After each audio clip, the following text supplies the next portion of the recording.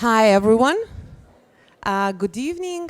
Most of you know me. I'm Tina Gregoric and I'm Professor of Architecture and current Chair of Institute of Architectural Design. Firstly, I would like to welcome everybody, the students mostly, colleagues and friends, and of course our dear guest Josep Ricart from ARQUITECTES, if I pronounced correctly. Josep comes from Catalonia, more precisely from the outskirts of Barcelona, and we were just joking that basically they're giving us the Mediterranean climate and they're adopting an African one. This semester we are quite connected with the Mediterranean discourse and the culture, since Carles Henry, here with us today, has been a guest professor this semester. And through that, we had the opportunity to, with a couple of Antwerpen studios, visit Barcelona, and of course also visit one of the buildings, Cristalleria from HARQUITECTES, and that has been a decisive moment to somehow try and ask Josep to join us here at the end of the semester, and also to give, in addition to today's evening lecture, some thoughts and responses to the work of the students tomorrow. To do a short introduction, I have been following the work of ARQUITECTES for many years. We are almost the same generation, and I think it was 10 years ago when their first larger buildings have been excessively published, and it was something unique, specific, extremely material, precise in execution, and very different to what we were used to in that particular time. I also had an opportunity to listen to their talk pre-pandemic in another Mediterranean city in Piran, ex-Venetian Republic, part of Slovenia. I think it's interesting to reflect of where we are and what they do today. They have been speaking about paradigm shift some years ago in their interview in El Croquis, which Josep is saying that he doesn't remember anything about, so we will see about that.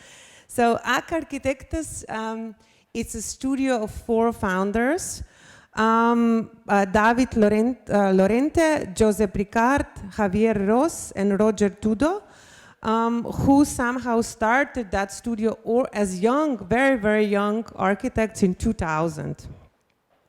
They have all studied at the same university, so maybe also that's an interesting for you. You can also maybe ask some questions in how they really started.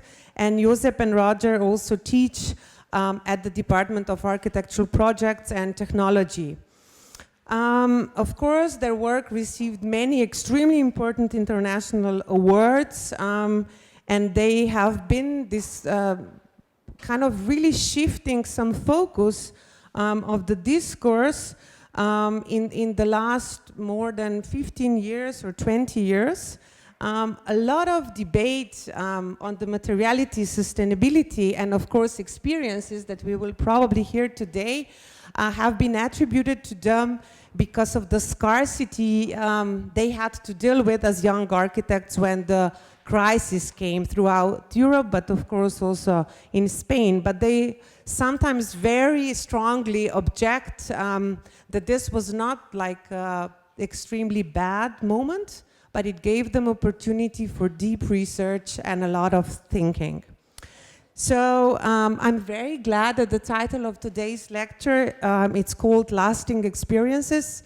Architecture as experience is something that I have been trying to teach the students in Bachelor of Architecture, as that's one of the most fundamental ways how we should be relating to the newly built or transformative architecture.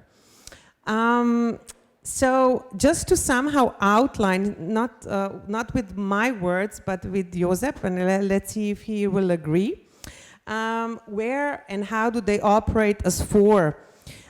They had, quote, that attitude of collective, basically work, has led us to the idea of anonymity, of trying to go unnoticed and focusing on materiality, Things are the way they are and the way they are felt.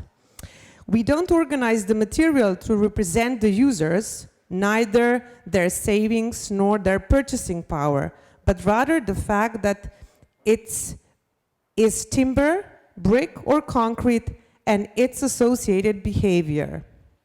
We try to make everything basically indispensable, and then continue on how important was that kind of shift to somehow thoroughly understand each of these material, what it can give to the architecture in order not to be excessive, but that you cannot take anything away.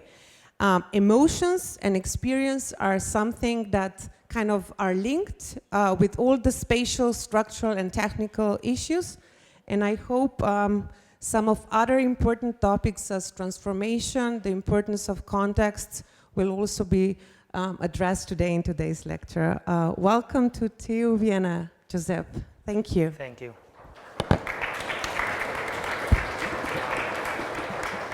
Thank you very much. Thank you very much for the invitation, Tina. Thank you for your kind words. In English sounds far better than in Spanish. So when I told that in Catalan, I'm sure that sounds not so good. And first of all, when you were talking, I've remembered something. I come from Barcelona. I come from a Mediterranean surrounding. And sometime one politician in Spain talked about that experiments has to be done at home and just with soda water, without avoiding any kind of danger. I'm telling that because what I will explain you is just understandable in a specific climate surrounding, in a specific conditions, and it's not necessarily easy to be translated in different situations. Maybe the attitude, maybe the strategies, but not the specific solutions. So be kind and don't try to understand that as a dogmatic presentation about how architecture has to be. It's just the way that we understand that architecture can deal with people and with context in the specific context of Barcelona. Lasting experience is about basically that, as Tina was explaining, I think that really clear, that we have to project the experience of people into the architectonical space. We can project it in a very different ways, and what we try is to project such an intense and compelling experience in order to long last in time as longer as possible, because time, the lasting of the experience, the lasting of our buildings is the first of the sustainable strategies. I like to begin with that image that for me is a good help to explain one of the classical approach to what architecture is. For example, if we reread Lewis Mumford or Rudowski or Paul Oliver, they talk about architecture as this shelter that protects us into nature, not against nature, not away from nature, not in opposite to nature, but into the nature. So that idea that architecture is that construction, that intellectual and physical construction that traditionally, by managing natural conditions, is able to provide shelter, protection, habitability to human beings. This is something that it's been in the tradition of architecture, in the tradition, specifically in the tradition of the popular architecture, of the vernacular architecture. It's been always there, and it's been read for a lot of architects as an example, as a strategy. But also during the 20th century, we can find out a lot of examples, beautiful examples of modern contemporary architecture that has understood that need that we have to recover this relation with nature in order to provide shelter. But in general, is my opinion at least, this is just pure exceptions. In general, from the fossil fuel era, it hasn't been like that. We've forgotten this relation of awareness with nature. We've forgotten the concept of availability. we've forgotten that the resources has certain limits, and we have come into that idea of infinite resources. And from that approach to the architecture based on infinite resources, everything is possible, especially the idea of the artificial comfort based on artificial conditions, where nature is something just to be seen, is something that is at the other side of the glass. Watching that nature from amazing, beautiful examples of architecture, I suppose that you know who's the author of this beautiful, amazing drawing. But at the end, because this lack of sense of availability, we have living in real fish bowls into that artificial comfort. This is something that is also about how the visual perception has become not only the main, but basically sometimes it looks like it's the only way to perceive, is the only way to get the perception of reality. Because of course that the visual perception is the fastest of our systems of perception. And this is why it's the fastest that has become the mainstream in terms of communication. But architects, as part of society, we have misunderstood that communication is not just perception. It's a specific way to translate concepts, to communicate with each other, but it's not the way that we perceive. It's not the way that we feel. We feel with our visual perception system, but also with our skin, who perceives temperatures, humidity, with our nose, with our taste.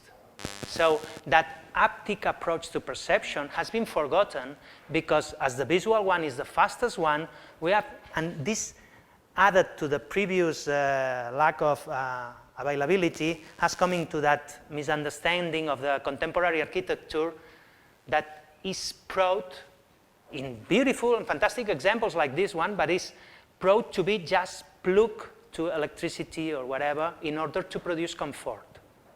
Because the only important approach to architecture, it's been just through the eyes, through the visual. So we have to recover that relation with nature. We have to recover that big opportunity. It's not a challenge, it's an opportunity to project experience as and to understand that the experience is built not only by visual, but also with the rest of our perceptive systems. We are a lucky office. We are really lucky because not at the very beginning of the office, it was around 2000, but like 17 years ago, 18, 16 years ago, when we began to be concerned about sustainability, when we began to have a certain level of environmental conscious, it was at the very beginning of the financial crisis in Europe. And why we were lucky for that? We were lucky because thanks to the financial crisis, at that crucial moment, strategic moment when we began to be concerned about sustainability, the budgets of our projects were so low that was not possible to achieve sophisticated, efficient systems in order to provide comfort.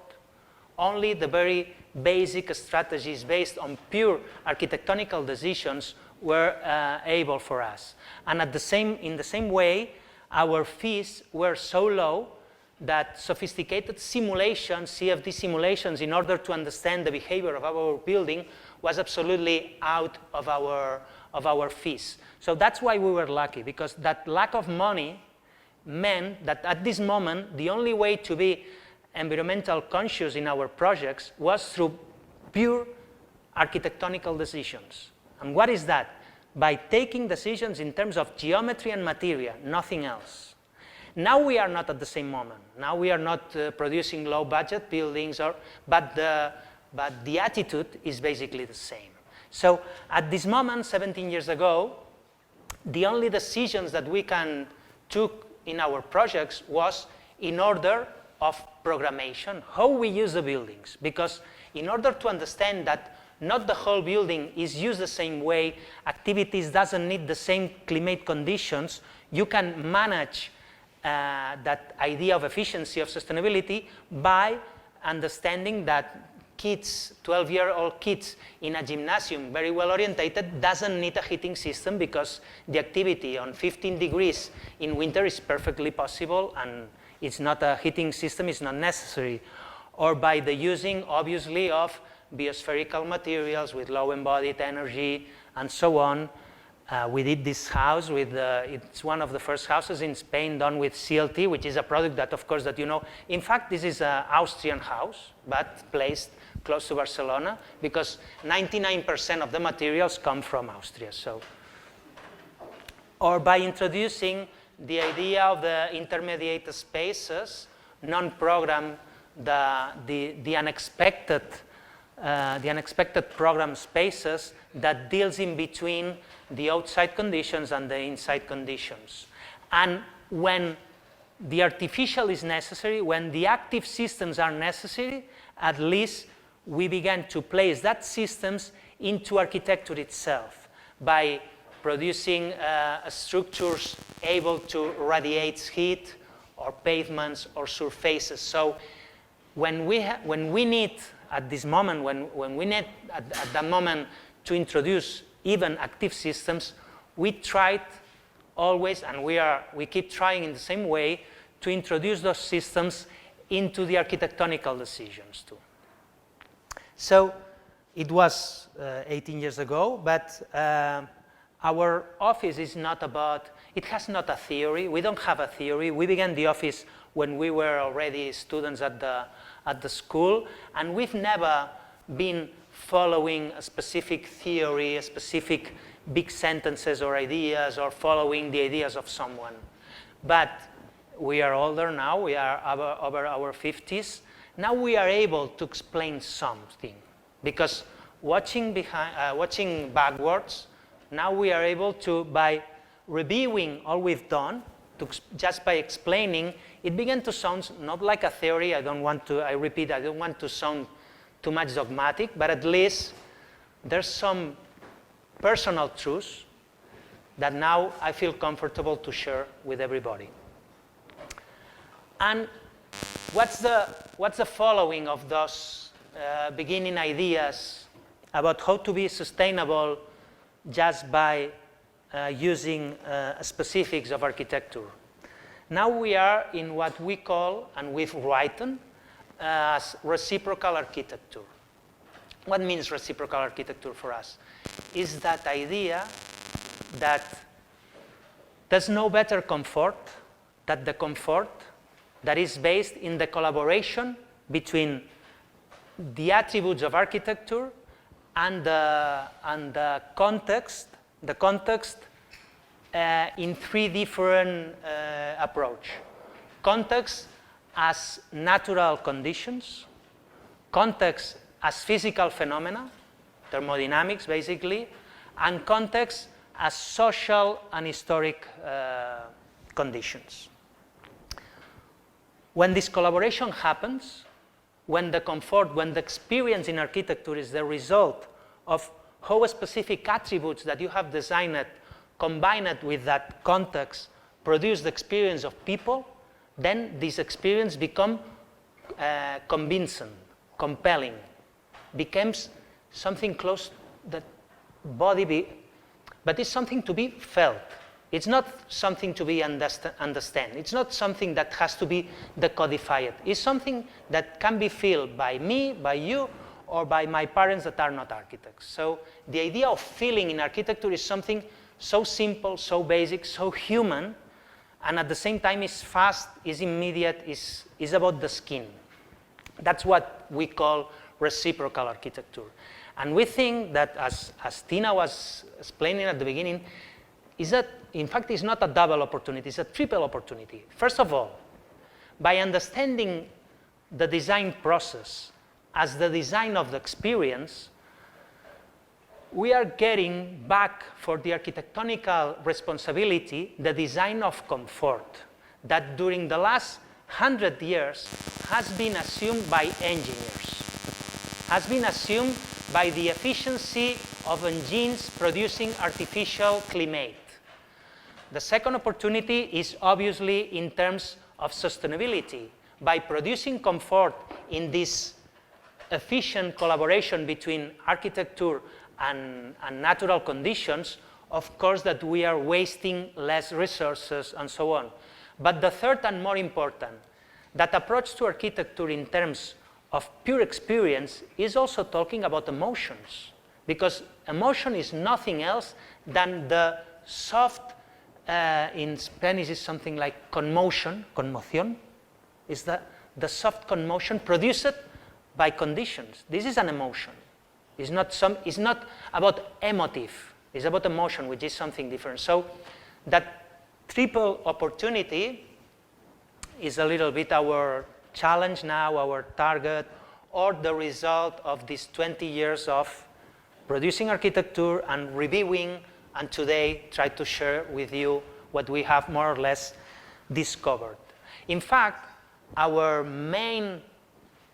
we hardly use references at the office. We hardly use books, we hardly use pictures of other architectures if we haven't visited it.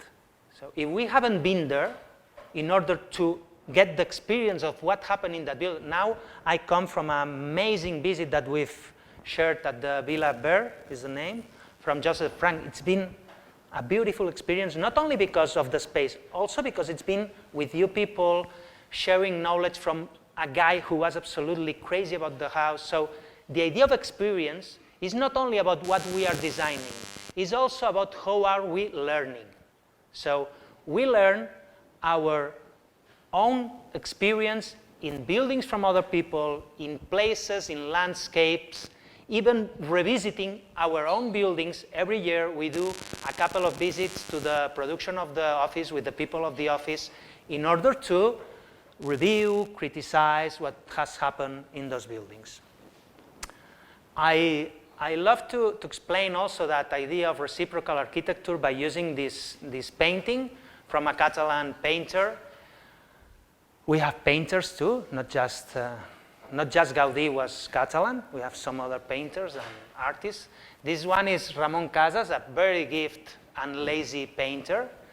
And I love this painting because it explains very well that idea of natural comfort.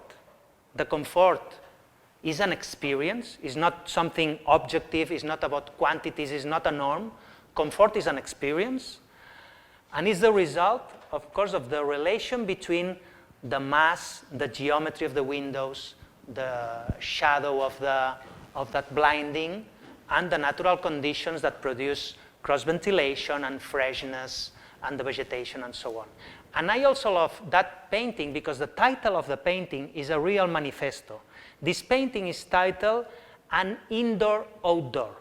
This is the real title of this painting, which when I used to use the painting to explain what I'm explaining you, but I didn't know the title of the painting. When I discovered that, for me, it was like an amazing discovery because the title itself explains very well what I try to explain. Where happens this, or where this collaboration is easier to be discovered, easy to be felt? In what we call places of interdependency, places where this relation comes together, the architectonical attributes and the context conditions. And now I will show you, this is the first part of the lecture. So the one who wants to listen about thinking, theories, or whatever, it's till this point. From this point, I will show you small parts of our buildings in order to show what I think could be an example about what I am explaining about this experience produced by this collaboration. And this collaboration is easier to be seen in specific spaces and related with the specific conditions. For example, vertical spaces. Now we visited this beautiful villa where the vertical, where the size of the space is beautiful, is amazing, is absolutely positive.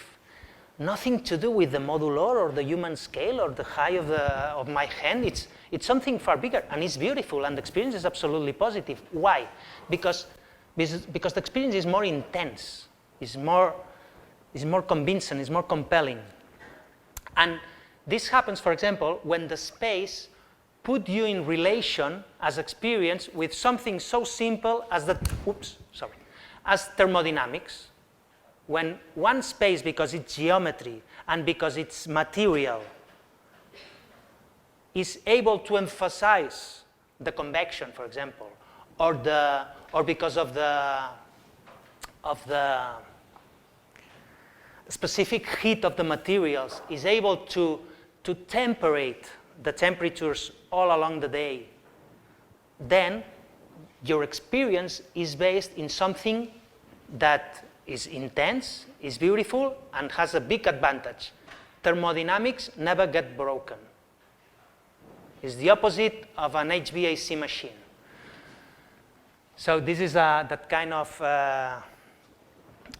courtyards that become an atrium in winter, and it's just an open courtyard in summer in order to produce more or less ventilation, in order to produce sun gains in winter and pure shadow and cool in summer.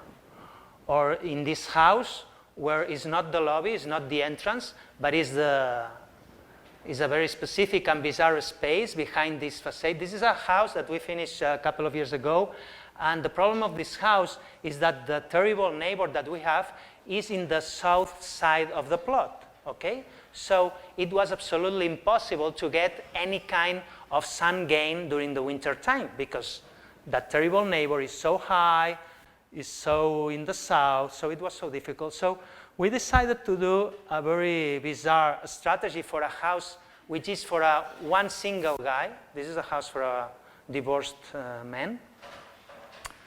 And we developed that crazy idea of such a thermodynamical space that is not just vertical because of the ventilation and so on, is so tall that we are as tall as the neighbor in order to get sun gain in winter. And you can say, okay, it's really unconventional. For sure it's unconventional. And could be expensive. It's a little bit expensive. But the experience, and it's not the whole house, okay? It's just the space for the unexpected. Okay, so the entrance to the house is through the seating, and the seating is that blind facade in front of the west orientation, which in Barcelona is the worst orientation possible, tall enough to get sun gain in winter, tall enough to produce, to emphasize the natural ventilation through the natural engine, that means that distance in terms of thermodynamics, with this incredible amount of mass in the walls in order to temperate, as if you live in a cave in Granada, or if you live in a cave in Munich or Wien, I don't know, but in Granada there's people living in caves, in real caves, into the mountains, that you can visit them and you will see that into a cave, because of the mass of the mountain, you live between 18 and 24 degrees the whole year. Okay, because the mass helps you to temperate. So a little bit in the same way, we did that very special space, which is behind the door, okay, and that works with that natural chimney and sun gain system and so on. Or in this house, where a little bit the same strategy is not a seating, is not a lobby, is the staircase that is again behind the facade, because this is a Barcelona center, noisy street.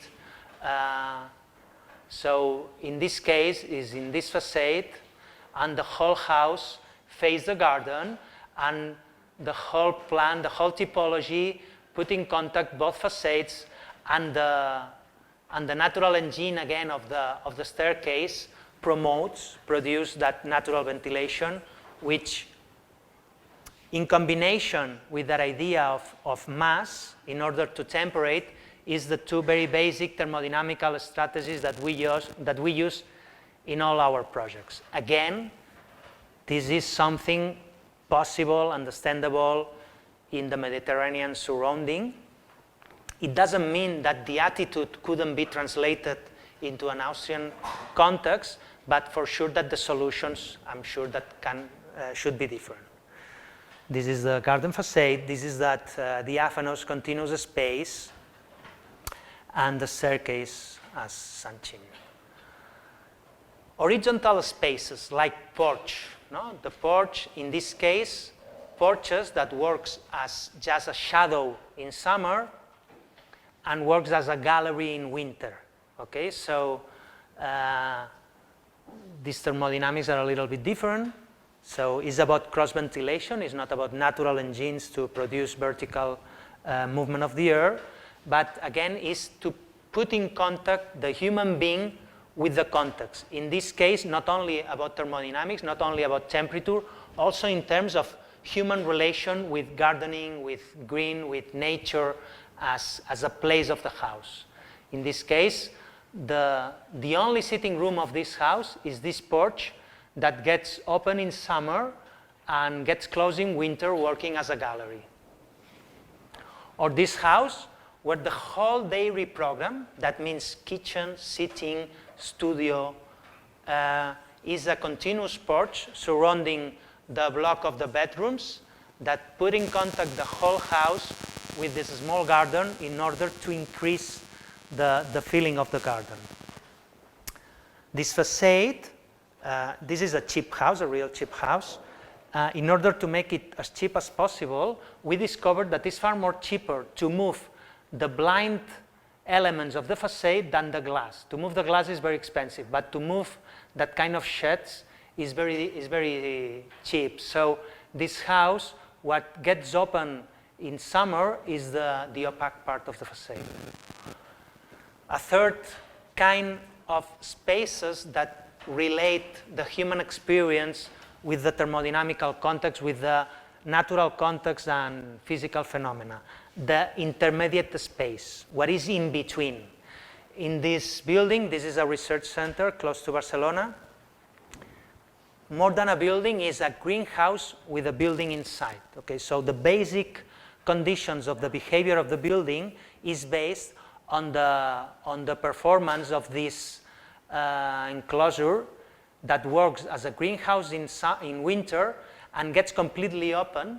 All that systems of the facades can be open in summer and became just a pure shadow. Just with this very simple strategy, the whole intermediate space of this building, which is not only corridors, is also sittings, places for meetings, but are not really strictly programmed into the building.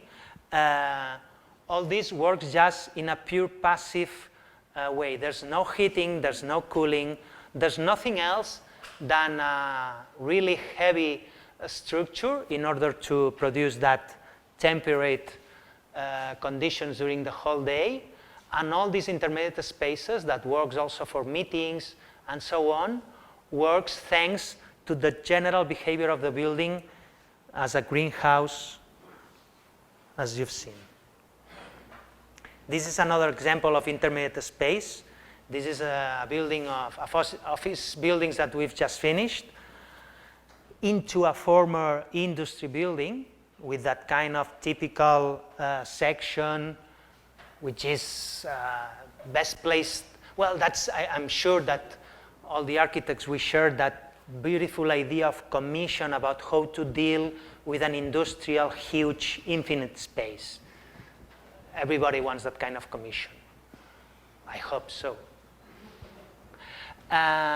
We get that commission like 3 years ago through a competition. And well, and it's really interesting to work with that kind of industrial spaces. It's so sexy, no? Because it's big, it's huge, a lot of natural light, north face, so very regular the whole day. But industrial buildings has at the same time a lot of difficulties. First of all, are very bad insulated. Secondary, in terms of acoustics, doesn't work very well. But the most important, the industrial buildings has no hierarchy, has no order. And an office program needs to give order to the departments, to people working together, to the different hierarchies in terms of kind of works that happens into an office activity. So in this case, well, let me see if what we did was basically to improve the former envelope of the building by insulating the facades, by placing a new roof over the structure, by placing new ventilating systems in the skylines. But then we place these new spaces that doesn't work anymore with the outside conditions, but works against the intermediate conditions. Then you lose far less energy, you need far less energy in order to get the comfort temperatures and so on. And as this intermediate space, in terms of norms, doesn't need to be into the same temperatures than a regular office space, this space is perfectly legal, and the real experience is perfectly positive by being between 18 and 28 degrees. Works perfectly well in terms of norms, in terms of real experience, and has beautiful gardening and so on. And has better conditions also because the secondary air of the indoor space comes here before it goes outside. Well, this is that plan that we did, which we are quite proud of it, because it's an idea to work as a group, but to work as a group in circle, which is a little bit like in a meeting or in a tribe or something like that, surrounding that intermediate space that is able to assume not only the program, but also gardening, beautiful gardening to work with the whole year. The beautiful space also is this courtyard in the middle of the building that we discovered that used to be a courtyard in this industry building, and that works as a cluster that leads you to the different indoor clusters that you've seen in the plan. Okay, so they work, basically they work this way the whole year, because the intermediate conditions and the indoor conditions are really close, and is based, the only heating system is a radiation pavement that if the windows are open, really you don't lose too much in terms of energy. Well, natural phenomena, natural conditions, physical phenomena. But there's a third part of the context, which is the context in terms of history, in terms of social, in terms of human conditions, not only natural conditions. And we also deal with our buildings. The experience into the building is also concerned about history, about memory, about the memory of an heritage building, or the memory of the people who built that building, or the memory of the materials that we are placing in the building. Memory is also about the classical conception that when we are working with heritage, we have to have a specific position about how we deal with the historic part, with the heritage part. In that sense, our strategy has been always based in that there's no better homenaje. There's no better. That the best thing that you can do with heritage is, first of all, it's not about culture, it's not about just pure composition, representation system that suppose that heritage. First of all is to see if that heritage is still able to perform in order to help to produce that indoor experience. Is this heritage, is this amount of rocks, is this amount of bricks still stand up, is it still able to help us in terms of a structure? So supporting the new facade, is still able to help us in terms of comfort because it has a lot of mass, because it's really dense, can help us in terms of geometry because its shape can still assume programs or spaces. So that's the first of our strategies in terms to recognize the memory values of the heritage. But memory, which is basically to talk about time, to introduce time in our buildings, is also to recognize the memory of the construction itself, of the new construction. So to show, when we are showing these naked bricks, we are not just doing because it looks better and it looks quite more contemporary, and in Barcelona now we are everybody just placing naked bricks. It's because explain you a better history. The tale is more beautiful because it's the tale about who has placed this brick one over the other, or is the tale about the origin of this glass brick.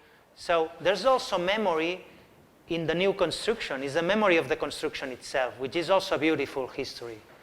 And time is also about to feel the time of the behavior of the building, to feel how the air is moving through the spaces itself, not through pipes, not through artificial systems, just pure air moving from the basement, refreshing through this large Provençal pipe, through the courtyard, and so on. In this case, the big challenge of this building was not only to work with the thermodynamics, producing this experience based in the idea of natural comfort, was also assuming that the movement of the air won't be pushed by an artificial fan, but try to move the whole air that was necessary to be moved during the summertime with a real natural engine like these sun chimneys on the top of the roof. So in this case, we are older, so we are able to pay for sophisticated simulations, which is completely necessary when you are assuming that you need to move 15 volume meters of air per hour in order to take off of the building the excess of heat because of the internal heat of people and activity. So in order to guarantee that 15,000 volume meters of air per hour was necessary to develop a lot of simulations with engineers, but that kind of engineer's profile able to understand that we want to solve the comfort conditions, but not by using engines, but by using physics.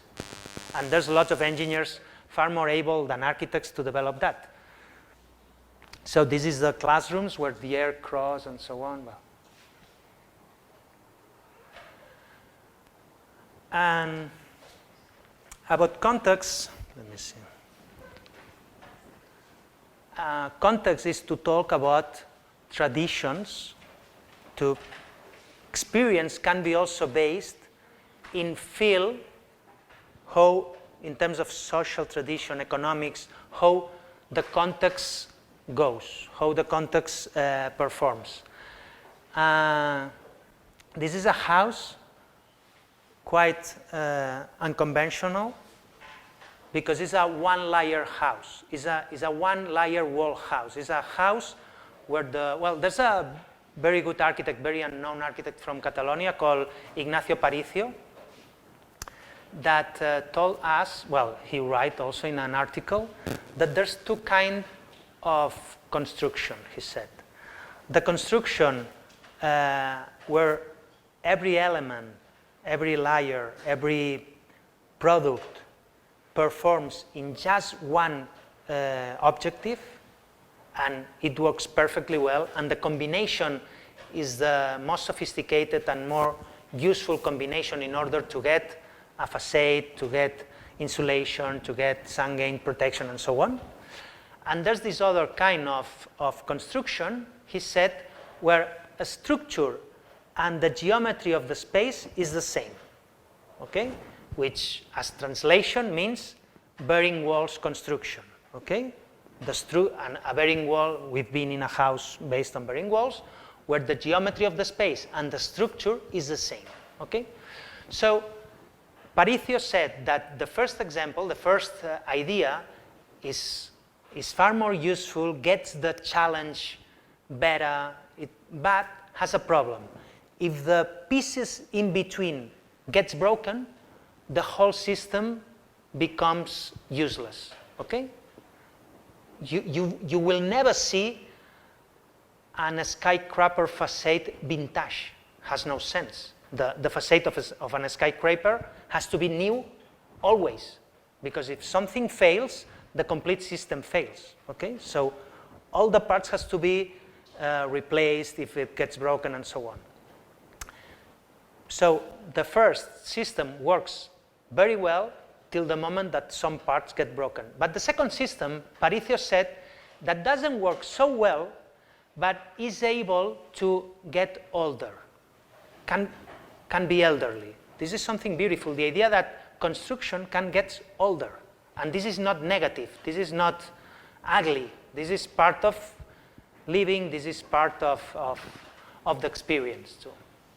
So this is a house that basically is trying to achieve that idea of pure, to put together the whole performings of the behavior of a house. So in just one layer, in just one wall, there's the structure, there's the geometry of the space, but there's the insulation, there's also the culture, there's also the idea of the social context in terms of resources. This is a house in a beautiful village in Catalonia and so on, where the surroundings of the medieval center part is full of beautiful, huge walls of stone, okay, that divides old vineyards, old agricultural small plots, and so on. The idea at the very beginning of the project was so simple and for us was so beautiful. As the wall was already there defining the fence of the plot, the idea of the house was so simple as to attach bedrooms just to the wall surrounding the beautiful garden that already was on the plot. So the difference between the original plot and the final facade, the former wall and the final facade, was as minimum as this one. But when we went to the council asking for permission, they told us that the wall has to be demolished because the street was too narrow for the cars. So the cars cannot turn the corner, so part of the wall has to be demolished and replaced 1.5 meters away. So we were absolutely on crisis. We were so happy with our design, and we were absolutely upset in that moment. But from that moment, the research always is always richer when the conditions are a little bit against you. So we developed that idea, which was to demolish the wall, but we ask again the heritage, in that case not the wall but the stones, if the stones were still able to perform, helping us to produce the new comfort of the house. And the answer was that, of course, that the stone, in terms of a structure, is heavy, is strong, can work as a structure. In terms of mass, was a big help for that thermodynamical strategy that I told you. In terms of the memory of the place, was the same stone that was already there. So we did that, which was to produce such a kind of rammed earth wall, but with that kind of cyclopic concrete, combining lime mortar, not cement mortar, lime mortar with the clay and the sand of the plot in order to get the color of the place, but placing it in layers of 10 centimeters, okay? And the higher we get, we combine that with less dense materials, insulated air glass balls, in order to put some less density in the wall to achieve a minimum of insulation, which again, in Spain is possible, not in Vienna. So this is a one-layer wall house that all the performings, all the behavior of the house is placed, the geometry, the structure, the comfort is placed in the wall, okay? So using different densities for the stones, not everywhere. And the beautiful of the history, well, the typology is interesting, but it's not about what I was trying to talk about. But the typology is the same that we were designing at the beginning, just pure bedrooms attached to the wall, but now all the walls are new, okay? On the south facade is so open as a gallery porch, like the previous example, but in the street facade, well, here you can see how the masonries of the village, they are still able to do that kind of craft work, which now it's becoming harder and harder to find out that kind of craftsmen, but we were able to do that. And the final operation was this, because in this kind of beautiful, beautiful, traditional, but fake villages, that everything has to be seen just pure stone and all that, we did that because, as is a casting system, the real facade that you see is the concrete, the lime concrete facade. So we did all the facade in order to recover the colors or the former stone that was already there, but 1.5 meters away. Okay, so in that idea of resources or relation with the context and the idea of resources, this is not a finished project. This is a construction. The pictures are from, last picture is from the last week or the week before. This is a dwelling, a small dwelling in Mallorca for elderly people, small apartments.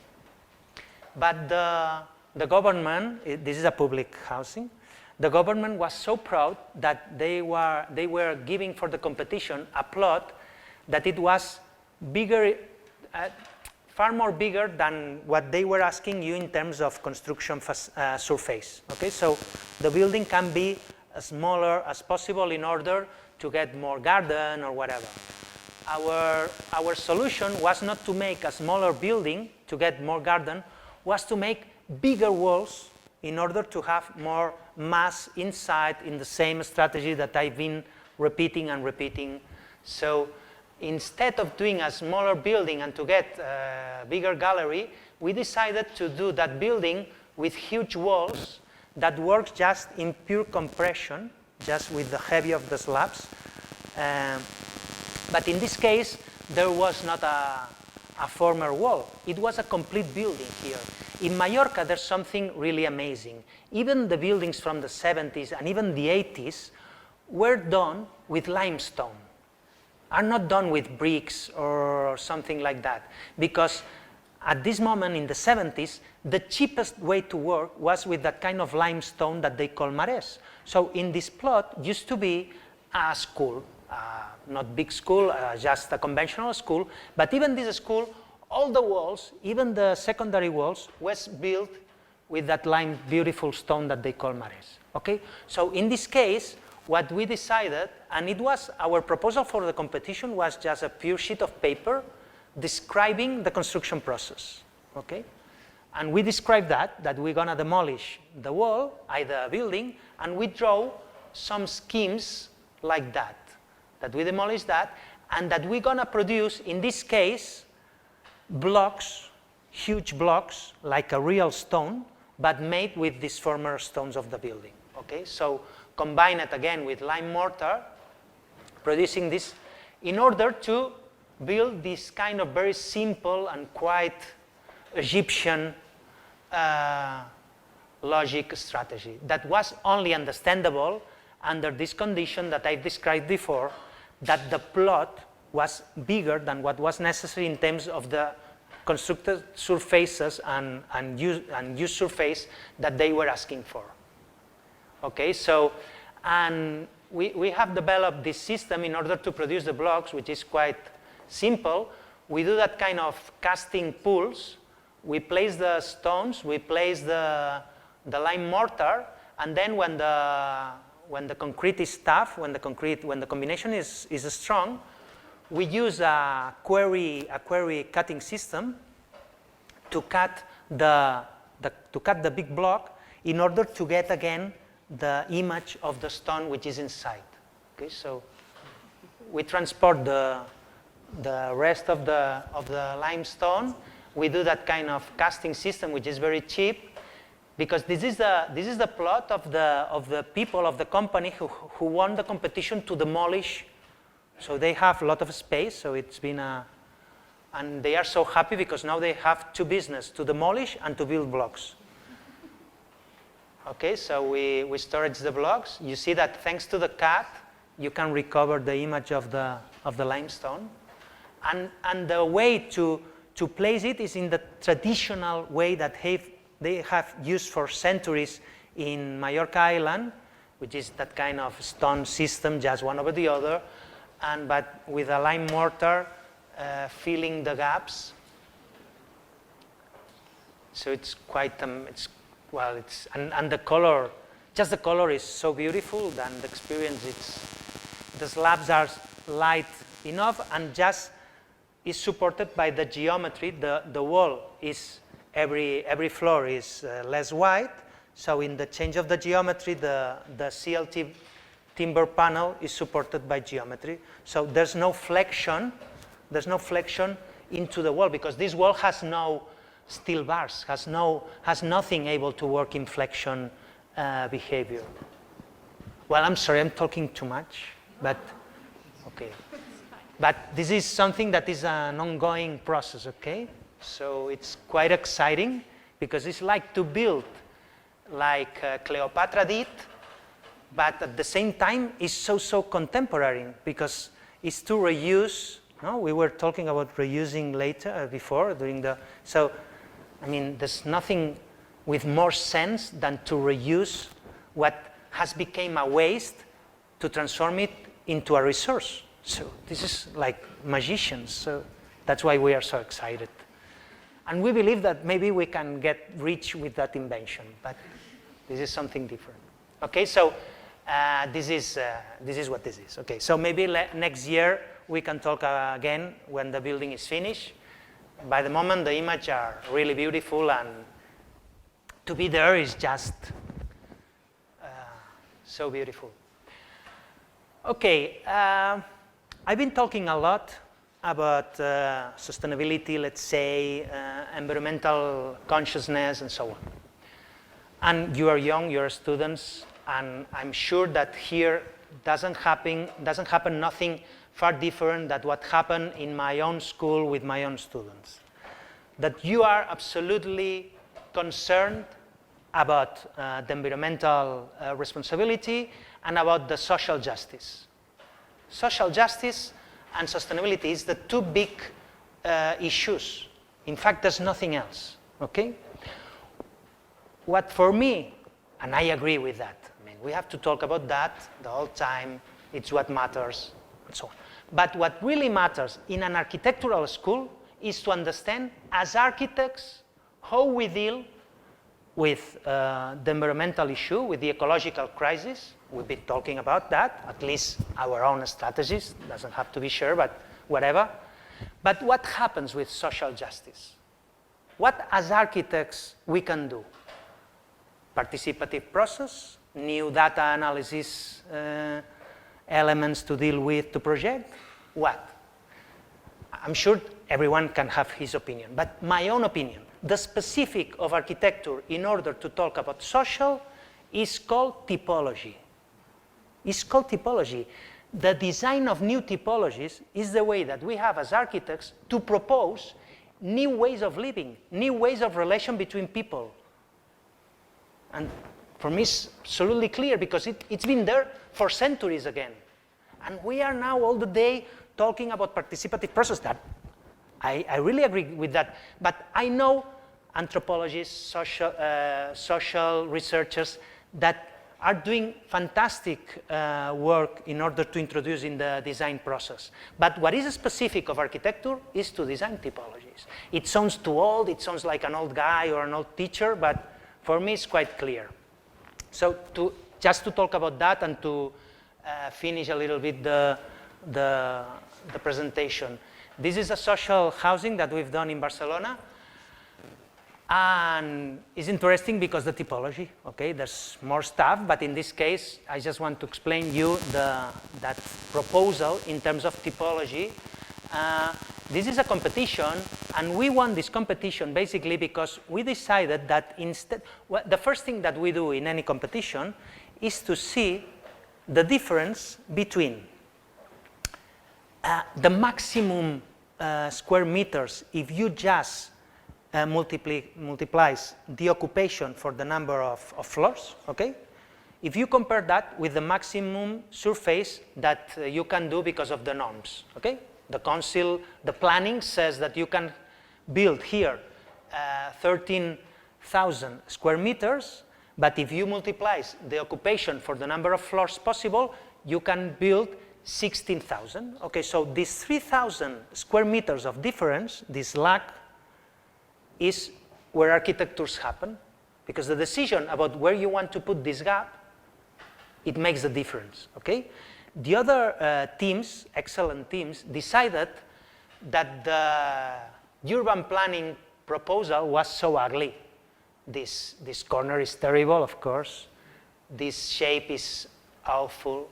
So they placed the 3,000 square meters in order to redefine the corners, to separate these buildings, or to make the buildings a little bit less wide, and so on. We assume the shape of the planning, okay? And we place the gap in terms of courtyard, in terms of producing this indoor courtyard, continuous courtyard, in order to get as maximum as possible of cross ventilation, okay? Well, so we assume the volumes, we place this, and we basically here, we have defined a typology based on absolutely equal, no gender defined bedrooms. Doesn't matter if it's a kitchen, doesn't matter if it's a double bedroom, doesn't matter if it's a pure studio. So it's a continuous series of 11 square meters bedrooms that by combination produce different number of bedrooms apartments, okay? Always in between the indoor courtyard and the continuous terrace. So this is the continuous terrace that you see that we have turned all the corners, okay? So this series continues of non-defined by gender spaces. There's a beautiful sentence from Jacques Zondelat. You know Jacques Zondelat, a French architect.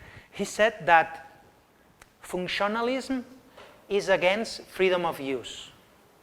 Functionalism, which is something that we are from the 90s at our schools, the function, the forms follow the function, the house is a machine of living, and so on. So we follow that idea of functionalism, and on the other side, freedom of use. We also love that idea, flexibility, different uses, but on the last sets, that this is something that ones go against the other, okay? When one space is really specialized for one function, is not able to work in a large number of different functions for the unexpected and so on. So in our case, we really preferred non-specialized spaces, but very special spaces. Special in terms of pure natural feeling, natural light, flexibility. Don't define the spaces because it's a kitchen or it's a kid's bedroom or whatever. So we develop all these equal but with high quality in terms of ventilation spaces and so on. So the secret of the typology is that when you're doing social housing, it's very efficient to place just one elevator every 4 apartments, okay? Because it's a proportion really efficient, okay? Elevators are expensive, maintenance, and so on. But when you place 4 apartments for just one staircase, means that you're coming into the apartment through the corner. This is very ugly. That means that kind of apartments with large corridors in order to access to the different bedrooms and so on. Here, the beautiful is that the worst place of the apartment, which is the corridor, becomes the best place thanks to the courtyard, because the corridor becomes a gallery, okay? So then, and is wide enough to assume not only circulations, but the unprogrammed, the unexpected, the extra storage, the studio, whatever. And this is the very simple section. All the apartments, all the bedrooms, all the spaces has always the same excellent conditions. Cross ventilation, huge windows, natural light from both sides, okay? That's the indoor courtyard, completely transparent to the corridors. That's the indoor space with the gallery, the seating, and then facing that, opening the windows in the outside direction, and the continuous terrace, okay? 5 minutes more, or are you sure? You can leave. Now, the last experience, okay, is a promise, is the last. Okay. This is a winery We did in the south of Catalonia. This is not a beautiful place. Well, it's quite authentic. It's beautiful in terms of tough, in terms of not fake, in terms of authenticity, okay? It's a very strong landscape, very hilly, quite dry, quite hot in winter, in summer, quite cold in winter. And during the last 20 years has become the most famous area in Catalonia in terms of wines. Doesn't used to be. 15 years ago, it was famous for what bad wines that they have.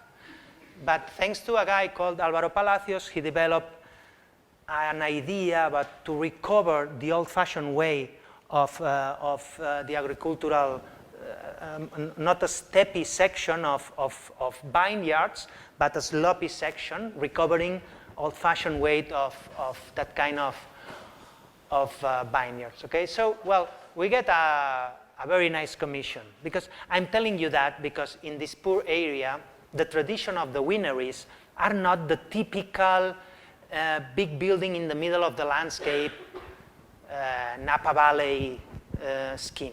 Okay, it was such a poor business that people has the wineries in the basement on the houses into the villages. Okay, that's the kind of wineries that used to have in El Priorat.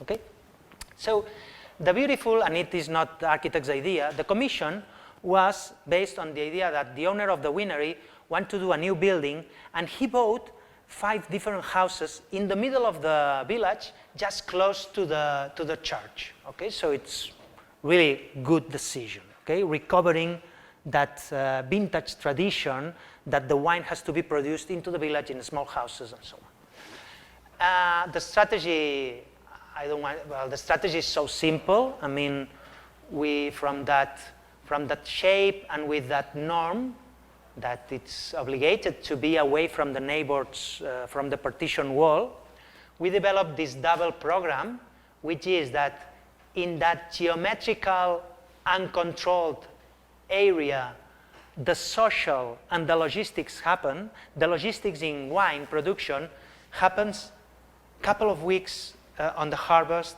couple of weeks on the bottling, couple of weeks of, it's 6 weeks a year of logistics, okay? So the logistics happens here, but also the social, the testing, the selling, okay? The presentation of a wine and so on. And this is an outdoor space, just covered to protect from the rain. And the production happens in that serious, rigorous, Euclidean geometry of the corner, okay? So it's as simple as that, this section, okay? Between the existing partition wall and the new building happens the social, and in the new building, from the cellar to the batting room, okay? And well, it's just like that.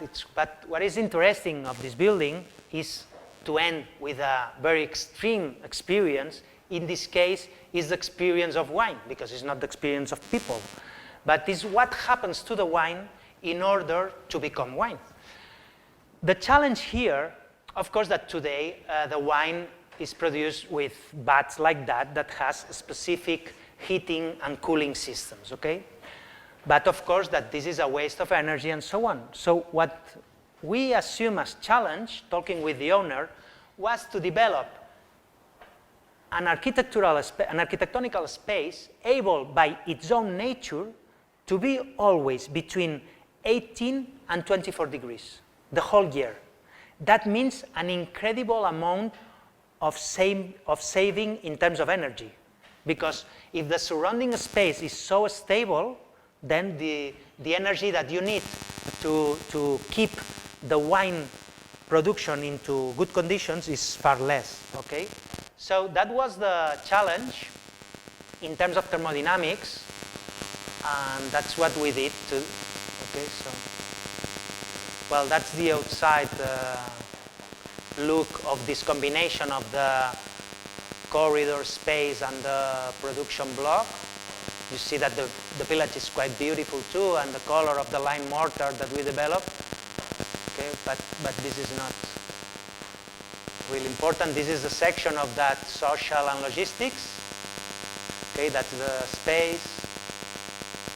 But let me go to the that final experience, which is how that space works. This is the resume of what I've been trying to explain the whole presentation. Thermodynamics based in a big amount of mass placed on the structural parts of the building, which in this case are bearing walls, okay, structural walls. When you are in a cave, as I've explained before, the cycle of the thermodynamics is a seasonal cycle, okay? Or when you live close to the sea, as we live in Barcelona, the help of the sea to the city is a seasonal help. So during the summer, the water of the sea works as a sponge that absorbs the excess of heat, and the heat comes back to the city during the winter time. Okay, so the cycle, it's seasonal. But when you're working in a building scale, the cycle is daily.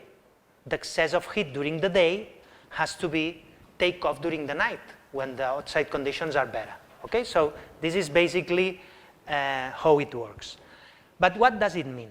That you need a lot of mass, but you also need a lot of surface of interchanging, because during the night when you're producing this cross ventilation in order to take off the excess of energy that remains into the walls, the more surface you have, the more surface of interchange you have.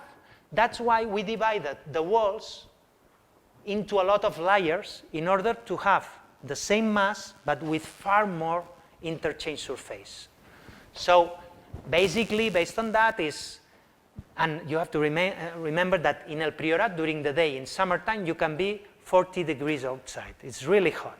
So during the day, the building remains really close with all that mass helping you absorbing the excess of heat. But during the night, we open and we produce this kind of cross ventilation, and the cross ventilation not only goes through the space, goes also crossing the whole walls, taking off the excess of heat, okay? So, and the construction is quite sophisticated, really interesting. You can see here how we build up those multi-layers walls, okay? Here is the bottom part where the air goes up, and it's not only about the walls, it's also about the slab, and this is the final invention. We have tried here after a really sophisticated simulation and with a high budget. We have not discovered, because we've developed based on very physical knowledge, we lose or gain energy in front of other masses, no? You know? And what are the big mass in the universe that stores the more energy possible? The sky. So it's always fresh, it's far more fresh to interchange your energy with the sky than with your neighbor, okay? That's why people in Casablanca, when it's so hot at summer, they go to sleep, not to the terraces, but to the rooftop, okay? Because in front of the sky is an infinite amount of mass, so it stores a little bit more energy than if you're just in the street in front of a neighbor, okay? So we developed this strategy that was to place in the roof of the building a very thin layer of water in a swimming pool, that during the night the water is here. So it gets really cool, because during the night at summertime it loses energy in front of the sky, okay? During the day, the water, which is so cold now, goes down to this chamber and just is in contact with this structure. So the structure becomes also cold. And we've really checked, it works, it's amazing, that the structure is so cold that during that hours during the day that the outside is so hot that we close the building, we are able to produce an anti-convection. The air goes up and in contact with the structure goes down again fresher. It's quite amazing. In fact, the original challenge from 18 to 24 doesn't work. We are never over 21. In fact, to visit this building is a cold experience. For the wine, it's perfect. Okay, so And of course that we need a pumping system to put again the water every night upstairs, but it's the only artificial engine that we need to make this thermodynamical engine works. Here is how we work. And with this beautiful swimming pool, incredible thermodynamical engine, I finish my presentation. Thank you very much.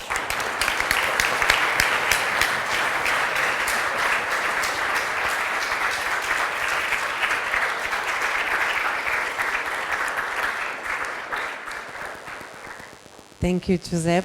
It's quite incredible to finish off with such a poetic experience and actually talking severely or intensely about thermodynamics, about the physics, no?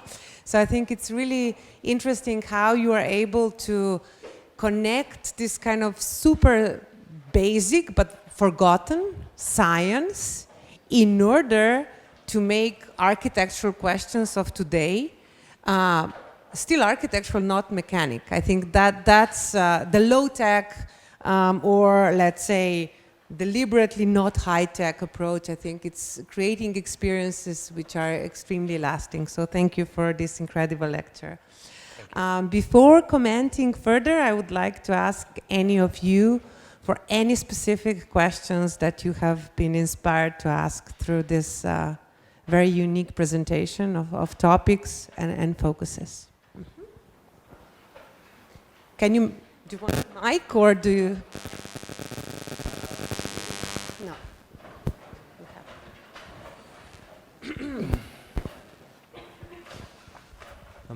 Hi, thanks for the lecture.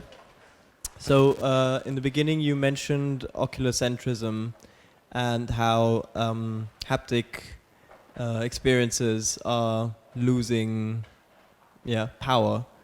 But in terms of sound, the soundscapes inside rooms like the wineries, do you try to achieve something specific depending on the typologies you are working on or wherever it is? Really, it's the first time someone asked me that. In general, people ask why we call ourselves H architects. And I don't know how to explain that in English, but you know what talón de Achilles? You know what means talón de Achilles? Our weakness is exactly what you have answered for. So I don't have a good answer for that. Because it's completely true. I mean, we are ambitious in the idea that we are designing experiences, or we are projecting experiences. The experience, obviously, is a multisensorial phenomena.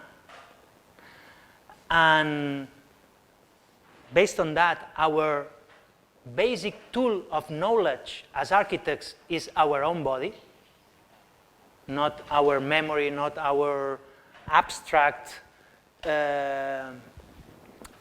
encyclopedic knowledge.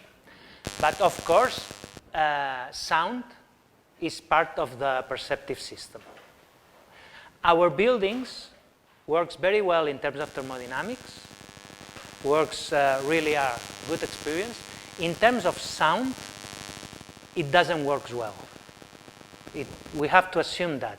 We are not able, we are dealing with, we are trying to escape from the dictatorship of the Euclidean geometry. But the Euclidean geometry is terrible in terms of sound. It produces echoes, it produces reverberaciones, reverberations, and so on. So what we try to, when you've seen this structure on the top, that kind of cavities absorbs a little bit the excess of noise. In the case of the wine, there's not a big deal. There's no people, there's hardly wine, so there's not a big deal. But for example, the house with the crazy sitting room, 12 meters high, I've shown you at the beginning, we thought that by placing those big halls relating the sitting with the bedrooms, we're gonna solve the problems with the noise, because with such a tough surfaces, the sound is not bad, I have to say. But for example, in this case, the guy is not able to watching TV because it's beautiful. Well, it's like to be in a church. To be in a church, in terms of a sound experience, it could be fantastic. It could be fantastic. But to watch the TV news, it's terrible, isn't it? So we are producing church by the moment. Now we try to, but I think that it's a really interesting point that if we are defending that we are talking about an haptic, multisensorial experience, we also have to introduce sound. We introduced that because, for example, in the same house, the decision was also based in that the street was too noisy. So we place a barrier in front of the noise. But in terms of, one thing is sound insulation, and completely different thing is sound conditioning, sound design, which is about the internal experience, not about the experience with the neighbor. We will try to improve. Thank you to make me remember.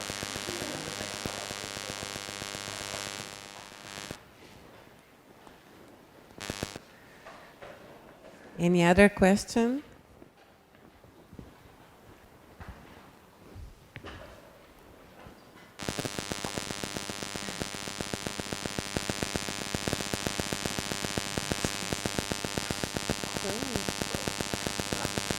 Sorry.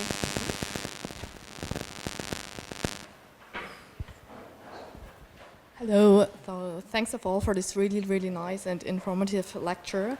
And my question would be, when you get like a new project, when you get a new project, how does this design process look like in your office? So how do you start? What is like the intermediate part? How do you finish? Yeah, we are, as I explained, we are four partners, okay? And we are four partners from the very beginning. When we were studying together at the school, we were four friends, not designing, because by this time in our school was not possible to work as teams, but talking all the day, because we were friends, talking about all the day about our projects and discussing and talking and chatting about the projects. So we are four members team.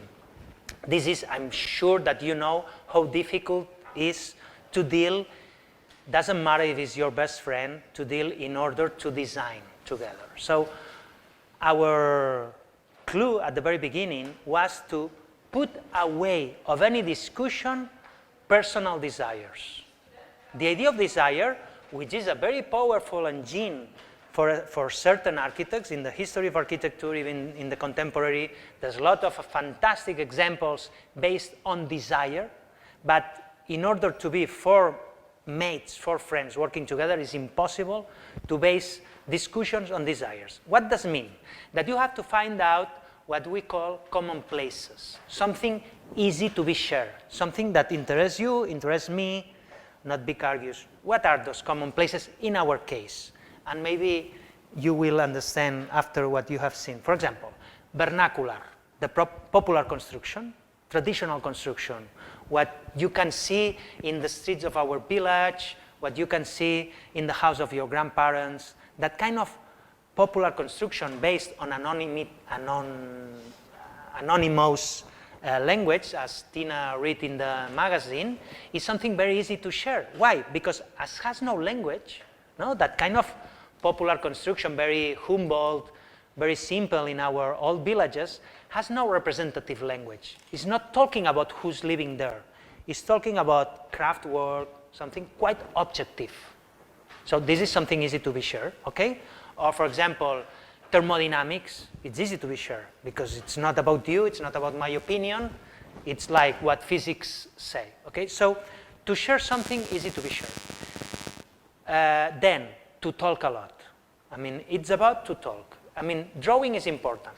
But drawing, you know that, well, I'm sure that you know that Herzog and de Meuron, no, at the very beginning of the office, they decided that they will draw only two-dimensional drawings. You were at the Herzog and de Meuron office, so you know that story because they explained that, and they show that kind of intentionate, ugly pencil drawings just about because they are talking about ideas. They are not talking about shapes or about intentionate language, okay? So that kind of elements, so the drawing can be a tool, but cannot be a target, cannot be an objective. So basically what we do is to talk, okay? So sharing a piece of paper, sharing the screen of the AutoCAD, and always people, there's a beautiful sentence from Jean Nouvel when he was young, he was asked about how he project, and he said, chatting, chatting, chatting, sleeping, sleeping, or something like that. So, or after sleeping, to chat again, something like that. So to talk a lot, basically, but talking about something as objective as possible. And that's, now we are 20 people, we are not just 4. But basically it's the same, but not just talking with your partner, but also the people at the office basically is someone to share ideas, to share concepts, and to always, always, always never talks about I want, what you want is not important. Architects doesn't want nothing, at least in terms of design, okay? It's to talk about different things. Basically we work like that. Seems that you speak about the common values that you somehow defined as a team, that it can be also adopted by a larger group of people who joined you, and you explained them, I think, at the beginning quite well. So the projects are still very different. You never speak about the form, or you explain that there is no formal agenda, but at the end, they are built form, no? Absolutely. And I think it's interesting to see how with different paths and this different value system, you do create very specific spaces, also exaggerated in terms of experience or extended experience, which are very formal, but you don't start with formal agenda. But yeah, and getting the link with the question, it's totally true. I mean, of course that all the strategical decisions, all the more or less objective decisions based on a deductive process at the end have thousands of different formal options. And we talk a lot, again, but we do big models, 120 models of all the projects. You have to imagine my office is really small. We are 20 people crowded into a 100 square meters office. And we have a 120 model of the last competition that we won. It's an 80 meters large library in Barcelona. So now in my office, it's really tough to come in every morning because the door touches the model. So the 120 model as a checking process where you really, all the options possible after a very deductive, very smart, very strategical thinking, we check through the models. But even after that, because our models are quite wide, quite abstract, we produce thousands and thousands of material collage. Yeah, and the Friday afternoon, especially Friday afternoon, we try to pin up 2 or 3 projects. All the people at the office are invited to remain on Friday afternoon, but at least people involved in these 3 projects should remain. It's a good gesture. The partners remains for sure, and we pin up a wall with basically with some plans, but basically with those hundreds of different options. But we look like crazy people. We look like mad because if someone arrived to the office, would say, "But those 100 images are basically the same." No, because this white just goes up this corner. But this is something that is so specific about our behavior, about our understanding, that is very difficult to explain, because it's more about, of course, intuition, of course, some compositional sense of form, but we are not ashamed about that. We practice that, we develop that, but we cannot produce lectures based on that. So I cannot explain what we have decided. Well, in this case, for example, these tiles, not, ¿cómo se dice? Tejas. Tiles. These tiles are there and are absolutely useless. Okay, are there just after a research about how to finish the walls and, well, about the lecture, about the surroundings. There was not need to place the tiles there because of any norm. I don't explain the projects of the tiles, but at the moment, during a couple of weeks, it was the big discussions at the office. But people crazy, arguing, no, tiles, yes, tiles, but flat, but not with sloppy section. There's a lot of that, and I think that is absolutely necessary. We cannot produce any misunderstanding in that sense. Our strategical thinking has to be as objective, as strategical as possible. But at the end, doesn't matter how good is your strategy, there's thousands of formal options that has to be checked as maximum number as possible. Check what kind of feedback would those options give back as an experience. Totally true. What are we doing when we are looking at ugly or beautiful images? We are performing as real performers, trying to imagine or trying to feel in the here what you will feel in that model with that combination of materials completely. It's not a Beaux-Arts critics. It's more about the experience. Yeah, that's true. When we were visiting Cristalleria, and you had this kind of very thin and super precise detail of thinner bricks and then the glass brick, now slowly we can understand how you made all this kind of set of a lot of decisions, which they seem obvious.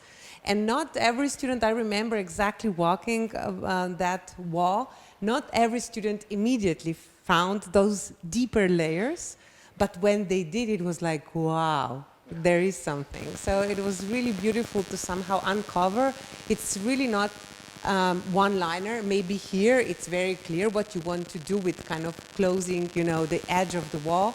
But in those other, especially I visited 2 projects with you, Cristalleria, and without you, with Carles, the social housing. Exactly, the social housing with this kind of a crazy. The one that you showed. Yeah.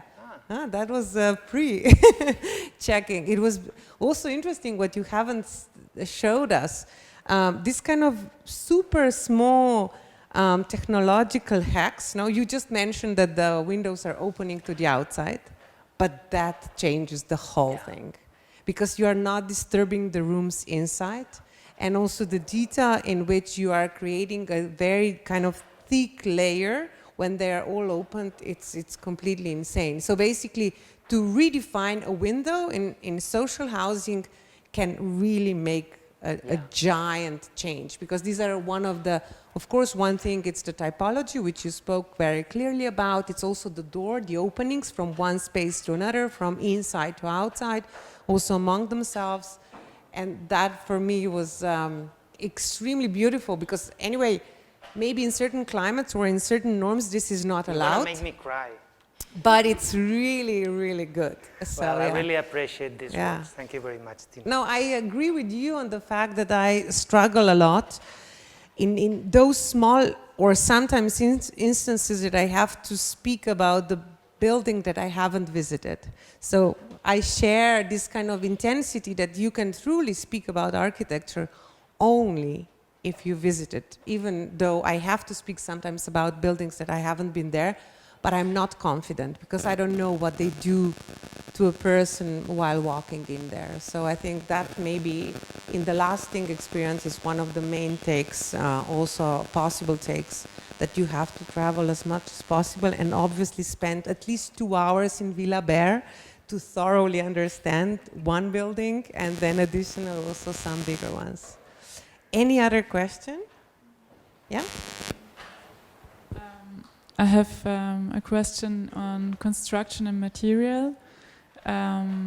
Do you also make a lot of research about what they have done in the past, traditional building. I mean, not traditional, but buildings from 2,000 years ago.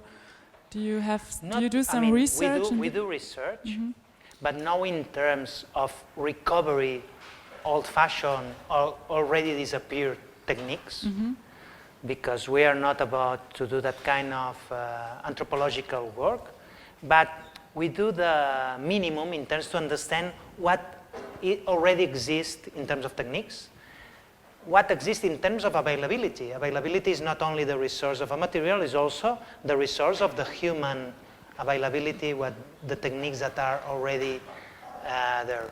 Our research, in general, we are a little bit snob on that way. We hate to just reproduce whatever. And I have to assume that this is a little bit snob.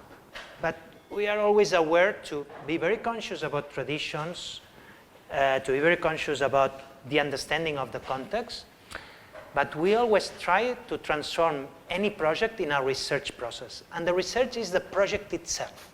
For example, we know rammed earth, we know the workers, the masonry, the traditional masonry there, and we did the research in order to combine that rammed earth technique with a specific cyclopic concrete that already exists. It's not our invention. So the combination is the research.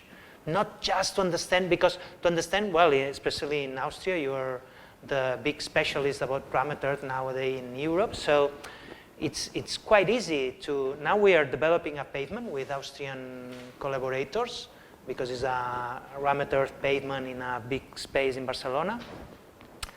But it's not about that. I mean, the research in that case, it's been not about the rammed earth technique, about how we can do a rammed earth pavement, but pumping from a conventional machine, which is not simple. So how you can do the rammed earth fluid enough to distribute in a 800 square meter space.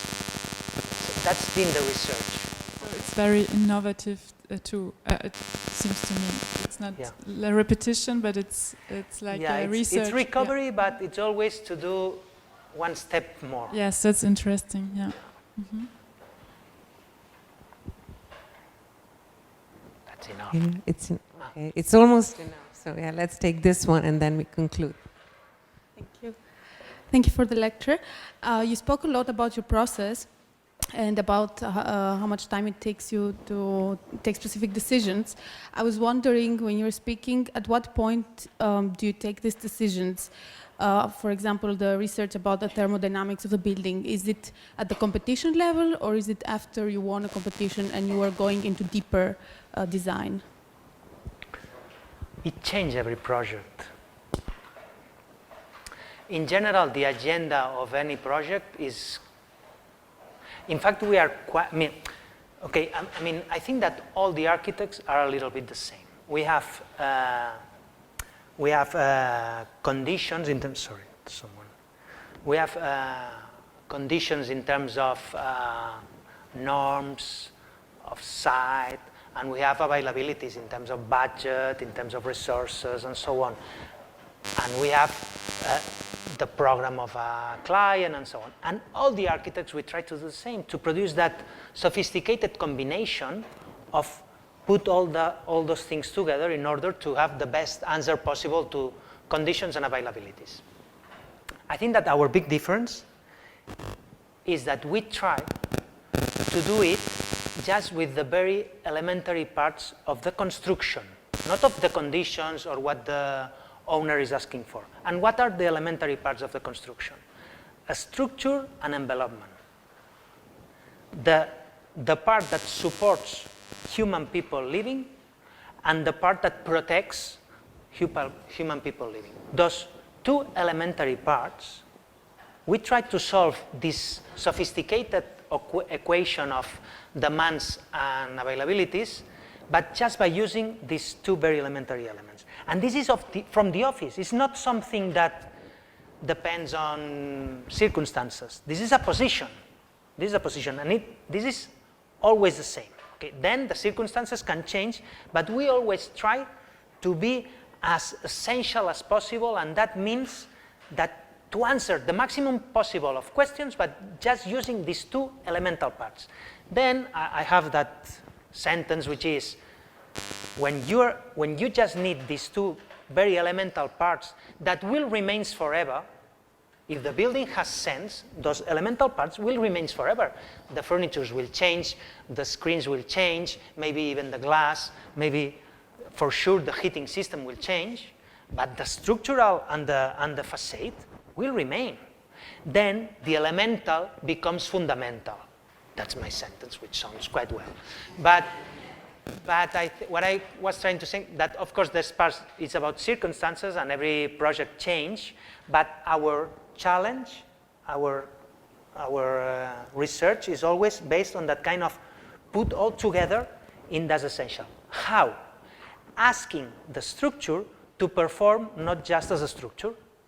The structure lets us the structure to perform as the geometry that defines the space, as the element that helps in order to temperate, that helps in order to control humidity because it has porosity and helps to manage the humidity.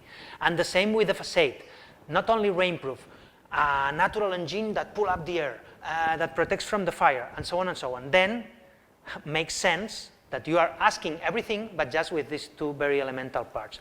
And this is about a position of the office. It's quite intuitive, because when we are talking about projects, we are not saying, hey, we have to find out how the elementary, and no. It's a knowledge that we share, or it's a target, it's a challenge that we share after 25 years working together, of course, more or less. For all the passion and all the emotions within, and I'm not hope so passionate. I'm just when I give lectures that I perform like that. At home, I am quiet guy.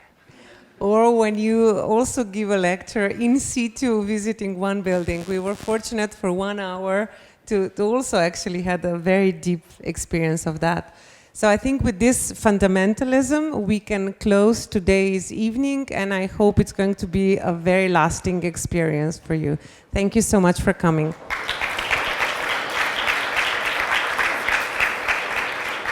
Thank you for your words.